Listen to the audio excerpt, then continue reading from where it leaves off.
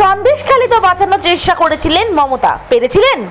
উনি জানেন যদি এই ভূপতিনগরে সত্যি ঘটনা সামনে আসে তাহলে ভোট করানোর লোক থাকবে না, তাই এসব নাটক করছেন বললেন বর্ধমান দুর্গাপুর লোকসভা কেন্দ্রের বিজেপি প্রার্থী দিলীপ ঘোষ।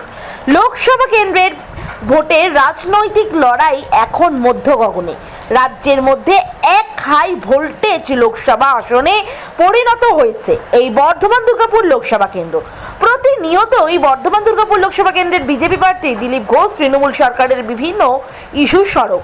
প্রতিদিনের মতো বৃহস্পতিবার বর্ধমানের নারীগ্রামের খামারডাঙ্গা হেলথ সেন্টার ময়দানে প্রাতঃভ্রমণে যান বিজেপি প্রার্থী দিলীপ ঘোষ।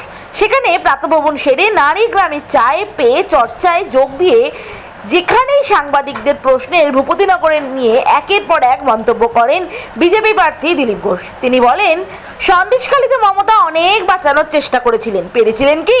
উনি জানেন এনআই যদি সঠিক তথ্য বের করে তাহলে ভোট করানোর লোক পাবে না, তাই এসব করেছে। সাংবাদিকদের প্রশ্নে তিনি আরও বলেন, অভিষেক বন্দ্যোপাধ্যায়ের বিরুদ্ধে গেলেই মনে হয় নির্বাচন কমিশন, ইডি সিবিআই যেন সব কিছু ব্যবহার করা হচ্ছে, আর ওনাদের পক্ষে থাকলেই সব কিছু ঠিক। তৃণমূল প্রার্থী কীর্তি আজাদের প্রচার নিয়ে বিজেপি প্রার্থী দিলীপ ঘোষ বলেন, ঘোড়ায় করে ঘুরলে পরিশ্রম হয় নাকি? আমি তো হেঁটে ঘুরি, উনি হাঁটতে পারছেন না তাই ঘোড়ায় করে ঘুরছেন। লোকে বিয়ের সময় ঘোড়ায় ওঠে, উনি এখন কেন উঠছে বুঝতে পারছি না। খাদ্য সংকট তো হবেই, সেটা যাতে না হয়, প্লাস জীবিকাও এখানে যেতে হয়। কৃষি এলাকা আছে, এখানে কলকারখানা করে কি লাভ? এত ভালো জমি আছে আমাদের এখানে, কিন্তু চাষটা কন্টিনিউয়াস হয় না। কিছু জলা জমি আছে যেগুলো চাষ হয় না। দুবার ধান হয়, একটা কাটা হলো আবার কাটা হয়, দুবার ধান হয়, আর কিছু হয় না। আর একটা চাষ মিডিয়াম আছে সবই। এখন তো দেখছি ফাঁকা জমি পড়ে আছে। এখন তো স্যার চাষের যোগ্য কি আছে?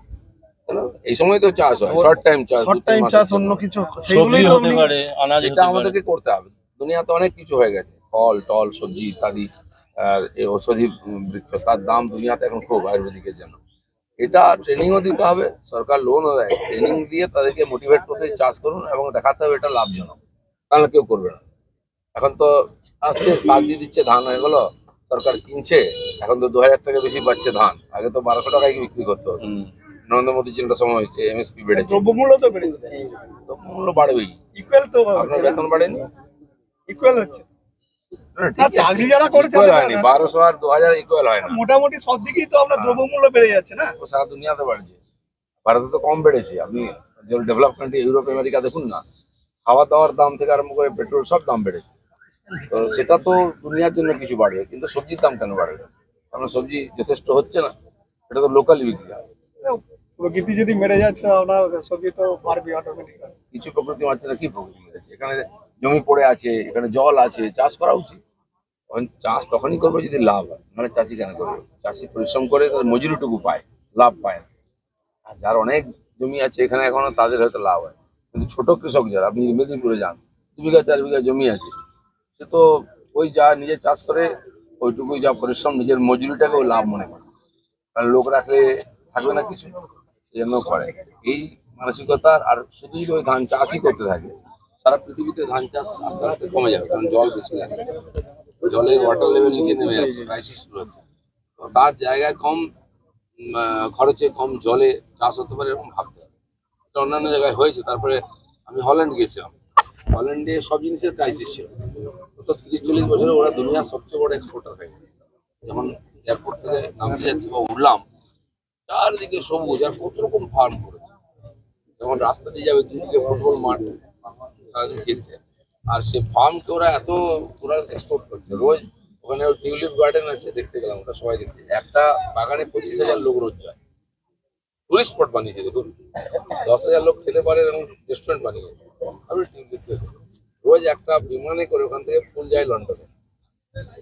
ওই জায়গা এত হার্ড এলাকা, আর ভগবান তো আমাদের শস্য সমেলা করেছে, সিজন দিয়ে একটাই, আমরা একটু ভাবেই নি কেউ, চলছে এসবটা কাজে যাবে।